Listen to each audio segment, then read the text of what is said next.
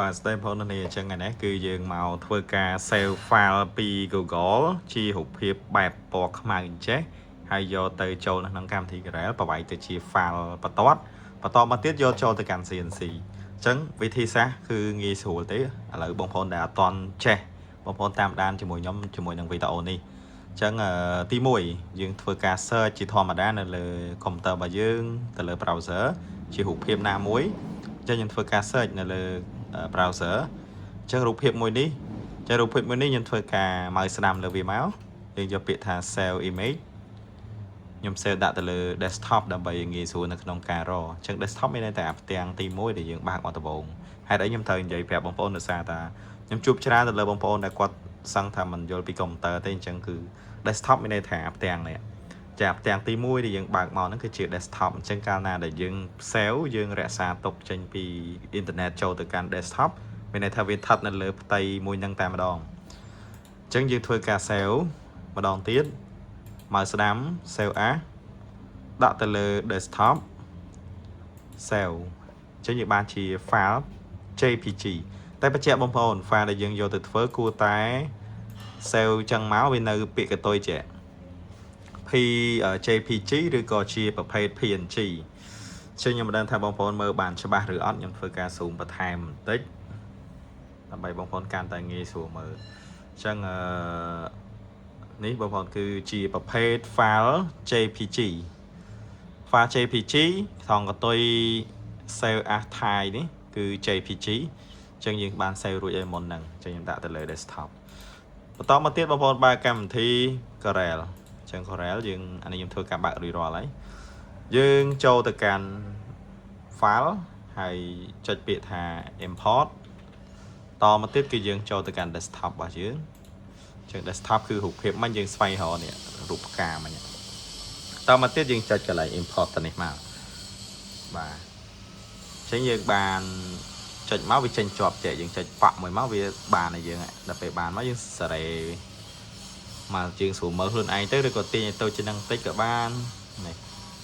តមកទៀតអ្វីដែលត្រូវធ្វើគឺចូលទៅកាន់ពាក្យថា track bitmap តមកទៀតចូលទៅកាន់ពាក្យថា outline track ហើយយកពាក្យថា line art បន្តមកបងប្អូនធ្វើការ adjust ពលឺបើសិនជាវាដាច់អត់តល្អនេះឃើញនៅក្នុងនេះវានៅពណ៌សដដែលអញ្ចឹងយើងធ្វើការចុចពាក្យមួយគឺថា remove color from intern image អញ្ចឹង color ហ្នឹងគេ specific លើពណ៌ស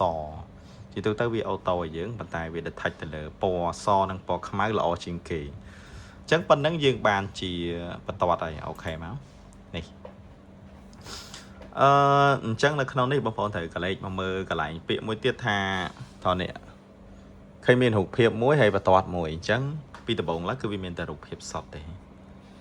បាទអញ្ចឹងកន្លែងនេះបងប្អូនធ្វើការលុបអាចាស់ចោលនេះ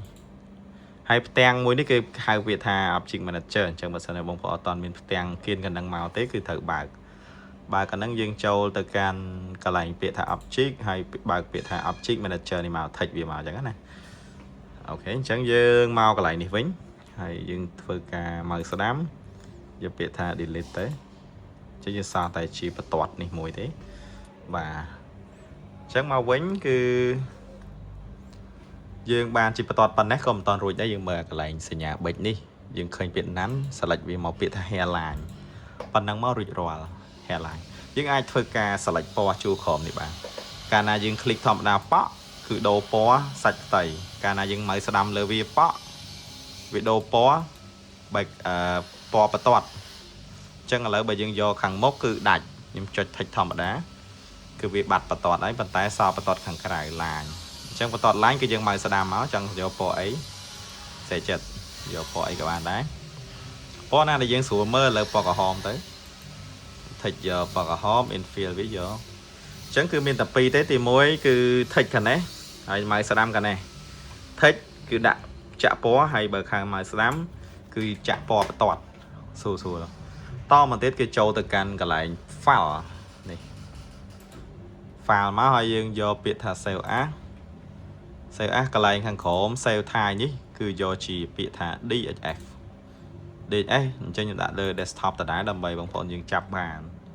chơi những thôi cả thích cái lại desktop mùi đá hay đã chút mua tịch tử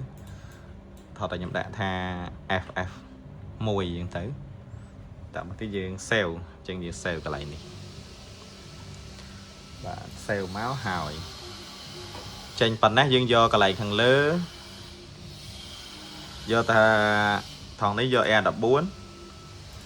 hay cái không do mm tao mà tiết ok rồi ca mm từ là cam thi sẵn dương trầu màu Aspire mà đòn mà chẳng Aspire châu từ cam thi Aspire máu châu Aspire rồi háo dương châu từ càn biệt thá open ở này sạc thiền pháo và to mà tiết là desktop hay và to mà tiết cứ file DHS để dương đã thá ff1 .DHS trên cái lại do dẹp máu và tránh ban ba đại nè cái nhé là khăn đấy dương thôi ca select à vậy để dương vô rọt đòn thì dương select vì máu nè trên select tí môi cứ từ lơ khăn unit cứ ấm cái lại offset cái dương đỏ tránh như xa và bạn được nông ca sẽ ok